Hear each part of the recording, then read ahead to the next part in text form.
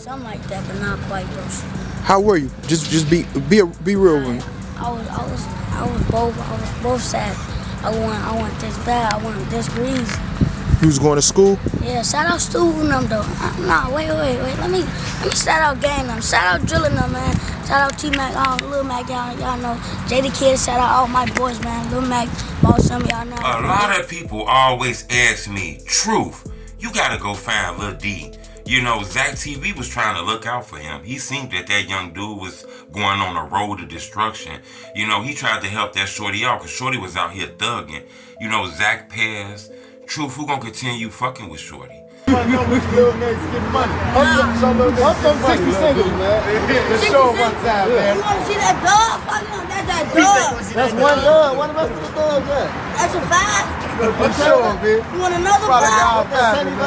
What, you want another five? What that $75? Oh yeah, we getting money out here, man. Look, y'all see Shorty and I'm plotting before they get on the bus. On my dead homie, one call, the whole 60 like a shootout, you hear me? I'm telling them to let them get on the bus. Be quiet, you hear me? I'm gonna walk to this bus stop. They walk to this bus stop, I'm gonna beat one of their ass. And on my dead homie, I'm shooting the whole 60 knife up. On bro.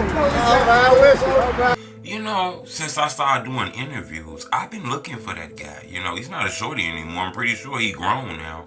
I've been looking everywhere for him, you know, to kind of get an opportunity to speak to him, you know, see how he been doing. You know, we all watched him on the ZackTVs and shit like that. A shorty that could been saved before he hit the street shit, and he was already in the street, but he could be saved because he wasn't fully in the street like that. He actually got locked up for a murder. He's actually locked up right now, currently fighting a murder case. I had an opportunity to speak to him on the phone. I'm gonna let y'all hear it. I didn't get an opportunity to talk to him face to face because he's currently fighting a murder case. He told me that he believed he gonna beat this case and he on his way home real soon and we're gonna be able to sit down and get an exclusive interview. I'm gonna be coming back to interviews real soon. Remember, I'm a drill historian. I come through to talk about things that went viral on the internet in the drill culture. As you can see, I talk about everything in the world too, but when it comes to interviews, I talk about things that happen in the drill culture. You know, things will happen currently. I went through my season 1 doing the interviews and about everything that happened in the drill culture in the past days.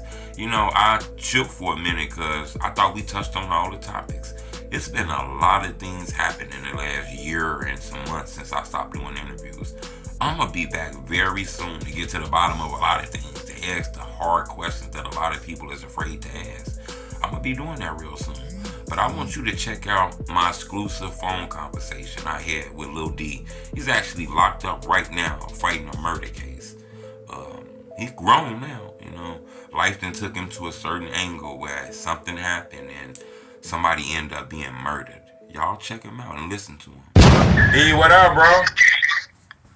What's the word, man? How you feeling? Man, I'm coolin', bro. How you been doing? Man, I'm good, man. Finna touch back, man. Trying to, you know, get this film ready for this movie, man. You know we finna shoot a movie.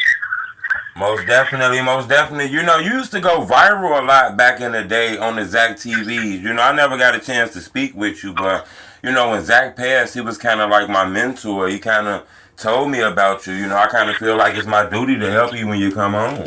God of this shit, bro. Oh, man, I see you glad that somebody on Twitter, somebody tried to sneak this you and say, Zach, who are these we out tellers? I tell them, bro, look, if you support me, support them.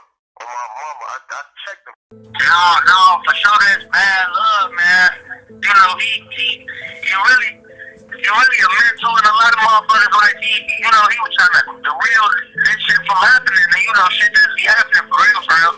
He didn't really he didn't really know you. He just like met you in the neighborhood and kind of like stuck with you and gravitated to you, right? No, he knew me from a mutual friend type shit. Oh. For sure.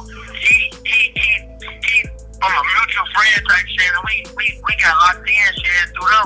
Did you realize that when you was doing that interview, because you was real young at that moment, did you realize that interview was going to be a classic? People who was going to know who you was and things like that years later? On the phone, like, to be honest, hell no. Like, you know, motherfuckers was doing that shit. Both of them was pushing me. You know, both of them always was trying to push me to rap and shit.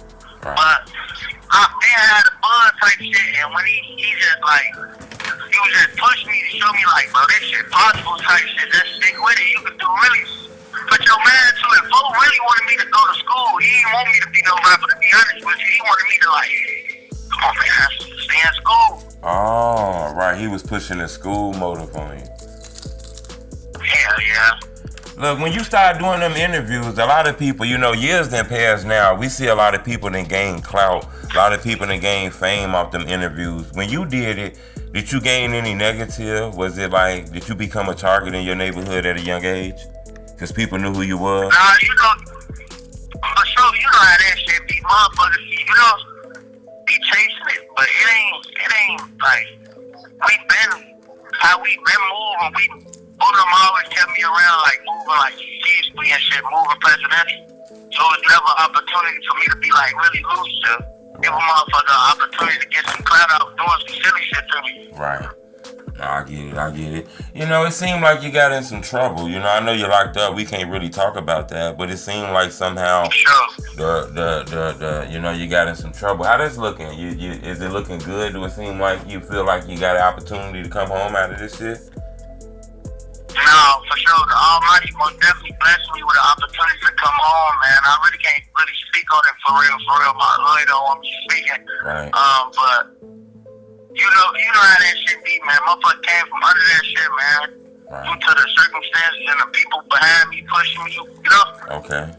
So you got music. I see you kind of focusing on the music and shit. You left us some music before you got in the little trouble you got in?